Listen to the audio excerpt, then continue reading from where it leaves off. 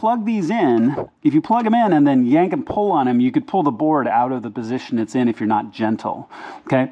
So make sure that everything is tacked down really, really well, and then go ahead and plug these in, and then gently just fit it right back into place, and then put the screws back in and you're done. What I'm going to do is, at this point, I'll fire the car up and show you what it looks like on both sides, one with yellow, one with white, but then it's just a repeat of the same job on the other side. All right, guys. Oh man, do I love this.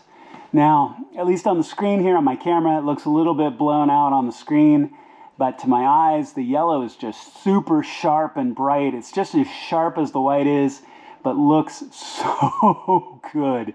Oh my goodness, y'all, this looks so fantastic. I am so excited about this. All right, so here we are on the left side. We're almost done, but I wanted to show you something very, very important.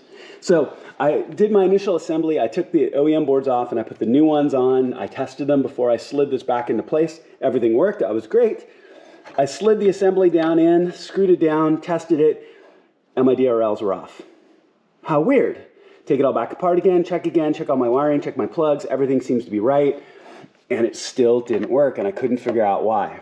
So after spending a really considerable amount of time, and this is now a spare left board, I found the problem. Now, it's really hard to see on camera up in this corner, and as you can tell, this board sits in this orientation when it slides back down into the headlight.